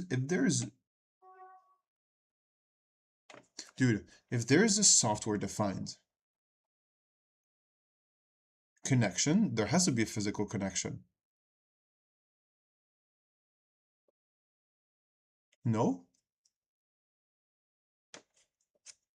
And how is typing from one monitor to the next a logical connection, in your opinion, Grey Hatter? Okay, I have a few things to catch up on. I had to put a GPU in my home server and saw a sweat drop froth from my forehead. So I hope I don't fry it. Oh man. Man, oh no, Bedro. Was it hot or were you... Yeah, I guess so. Man, if you ruin a GPU with a drop of sweat, man, that's one expensive drop of sweat. Because you have different problems that you are solving on each level. Like on the physical layer, you only deal with raw bytes, okay? And you add abstraction on each layer. Okay, I think I get that. Higher level networking is important, as well as the features of specific hardware, I think you want to say. Yeah, sorry I didn't catch your question. Yeah, I'll tell you in a second. It's humid here, oh damn. If it hit the board, I wouldn't worry, they're sealed. If it hit a connector, I wouldn't turn it on for a while. And Grey Hatter, you know a bunch of stuff. All right, Grey Hatter, here's my question. My question is, if there's a logical connection, and it's a software-defined connection, there has to be a physical link to it. Like a logical connection requires a physical connection. Because a logical one, you'd have to have the two wires freaking connected, right? No, I still don't get it. I still don't get the difference between physical and logical connection. Because a logical connection would have to have a physical connection.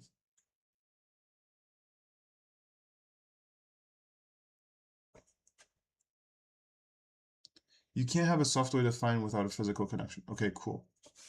And also Pedro agrees. Yes, that makes sense. Imagine a VPN is a logical connection. Okay.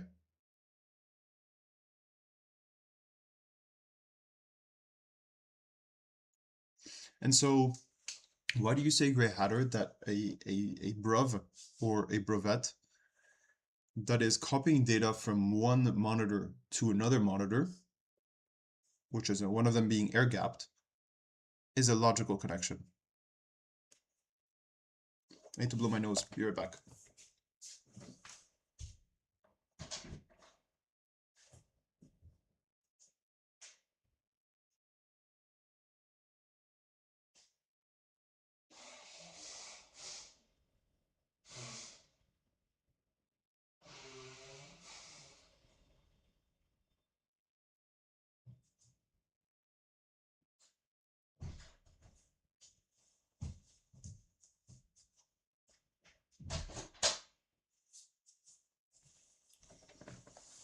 Oh. All right, 1 second. So your speakers have a physical connection, and you can't do joint data transfer, but you can technically do a logical transfer of data. And you can do data, but you can technically do a logical transfer of data. And can do data transfer. That's true. Just like my microphone right now is doing data transfer. So VPN connection will also have a physical layer bits that are wrapped inside data link layer of a different connection. So VPN connection will also have a physical layer bits that are wrapped inside data layer of a different connection, or something like that. Maybe application layer instead of data link. Has been a long time since I look at this. Yeah. I have no idea, Pedro. Where it applies in the OSI model. Logic in the context of networking means an extremely high level, the ability to execute the part-dependent logic based on the input. Okay. I think I get that. Logic in the context of networking means the ability to execute dependent logic based on the input.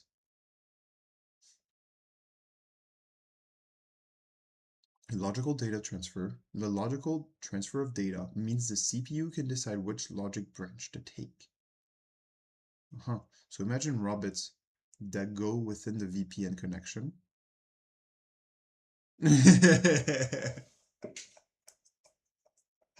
Man, Bedro just giving up. Man, you've been pawned by yourself here, Bedro. You've pawned yourself. Okay. Let's read what Grey Hatter has to say. Okay, I'm actually too tired to elaborate on this. I love it. But on air gap system, you can have a logical connection. It's possible to transfer bits of information.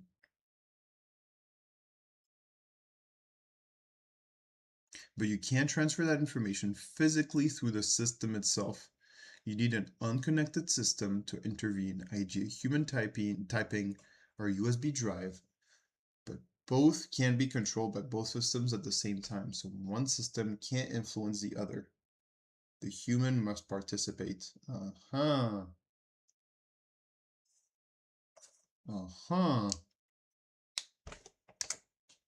So this is basically what it means. Air gap systems, you can have a logical connection. Okay. We're gonna finish that, and then we're gonna die on our hill. Just kidding. We're back tomorrow. But I like the image of us dying on a hill. All right. It's possible to transfer bits of information, but you can't transfer that information possibly. Okay. On air gapped systems, folks, if you're available tomorrow in 22 hours and would like to have a great time doing this kind of thing again, we're gonna learn about networking tomorrow. And trust me, we're gonna lose some hair. Our hair is gonna turn blue white, and Bedro Dev is gonna crush us. You're gonna be there. I hope you're gonna be nice and aggressive, Bedro. But in an air gap system, you can have a logical connection. Air gap systems, you cannot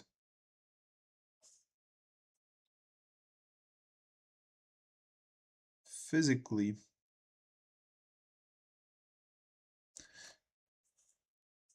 transfer information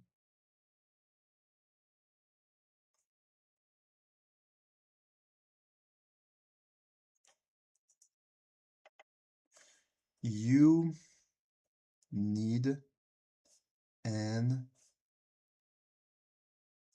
unconnected system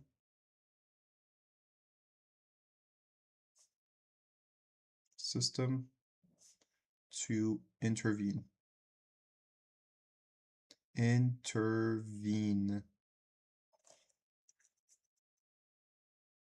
Human typing or USB drive both can be controlled by both systems at the same time, so one system can't influence the other. The human must participate. The human must participate. I see what that means. Also, I would never describe that a logical connection. It's technically correct, but it's never used in that way. Okay. So it's likely to be misleading, but I'm gonna be there. If I'm not here, tell my wife I love her. Oh wow. Bedro. Where do we send the postcard to? I mean, I don't know. I don't know if announcing a death of someone by postcard is. Or announcing someone loves them. But we will for sure, Bedro. We'll find a way.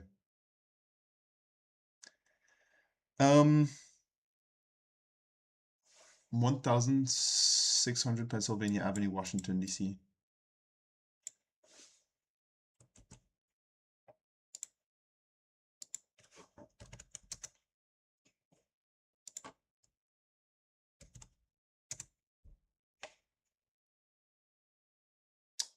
Scene?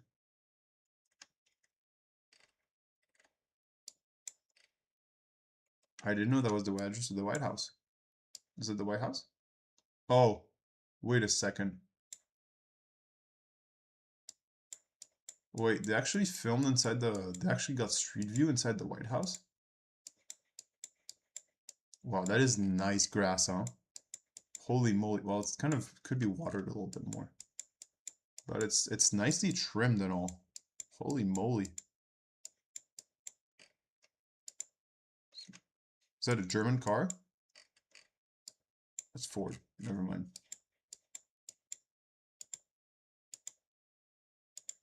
Alright, can you see Donald Trump or something?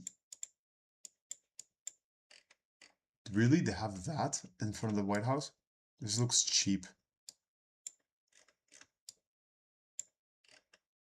Oh my god. So little taste. August 16th. That was Obama time. And I think Donald Trump had joined the office in 2016.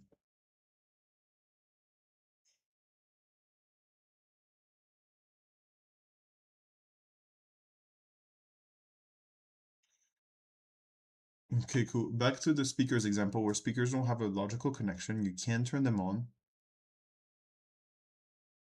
or off via the audio cable, but you can send it sound waves. Uh-huh. But obviously they have a physical connection. Yeah, they must. I haven't laughed this much ever, dude. Really? Well, Donald Trump has basically ruined it because if he redid the patio and there were issues with the White House pool now or something. Why was it so funny to you? I mean, I'm glad you had a good time, but what the fuck? Man, we all find different things funny. Okay, well, apparently you can visit the White House. Wait, can you see inside as well? Holy shit.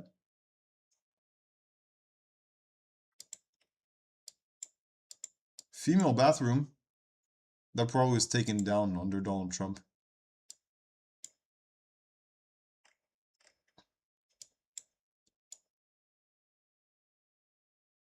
Oval Office. West Wing Lobby. Where's bro sleeping? Oh, you can really go inside the White House. John Rockefeller. This is John Rockefeller, folks. I'm just here to trigger you. Oh, look! John Kennedy.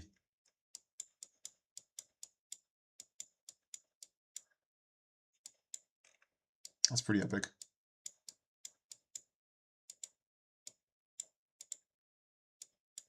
All right, if you're only interested in cybersecurity and not in president, all males are. Oh, there is a female. If you're only interested in cybersecurity, I recommend you go. You're not gonna learn much here. What is this? No, that's a lot of paintings. I mean, could use an update at this room. Forgive me, but looks a little boring. These things there, and then just random paintings, and just a chair there. Looks old and useless. Lacks a little bit taste, huh? I think. Clearly lacks taste here.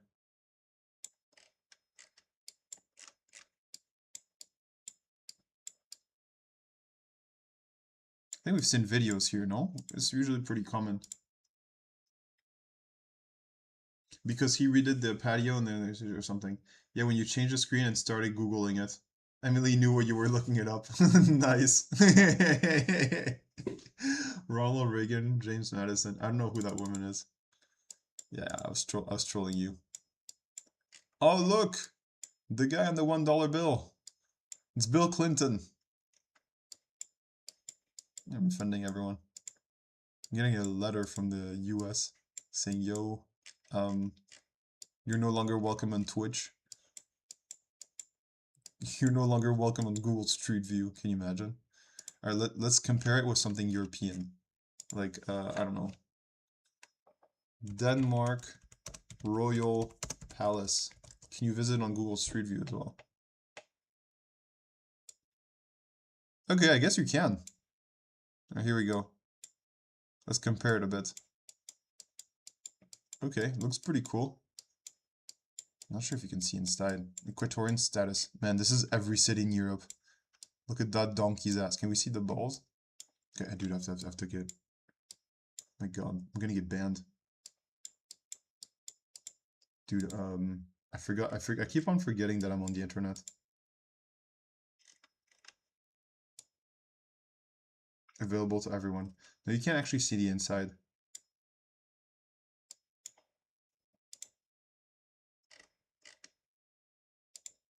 See the photos of it?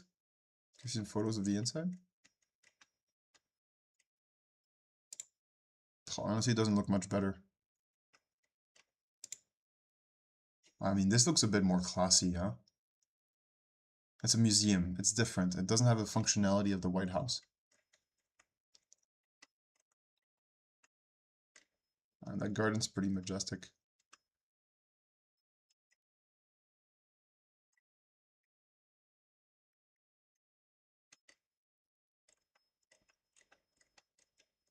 Okay, guess we can't see the inside. Reichstag. I'm not sure what that is. Reich means in German it means the land, no? What the heck? Reichstag building. Yeah. Of the Bundestag Parliament. Construction started 84, open in 94. Damn. Alright folks, we're gonna end the stream here. I thank you very much for joining us today. We learned so much. Tomorrow we're back for the network part. Special thanks. Love you. Need to leave. Love you too, Vedro. And Grey Hatter. Special thanks for challenging me, dude. Or lady. I don't know. But I appreciate these you people like that because you help make the stream better. You help me understand better. And your comments are very much appreciated. And they're done in a good way. Done in a good way, which I think is good as well. It's not like, you fucking idiot. Which happens sometimes. Anyway, tell folks, please take care, and I'll see you tomorrow in 21 hours and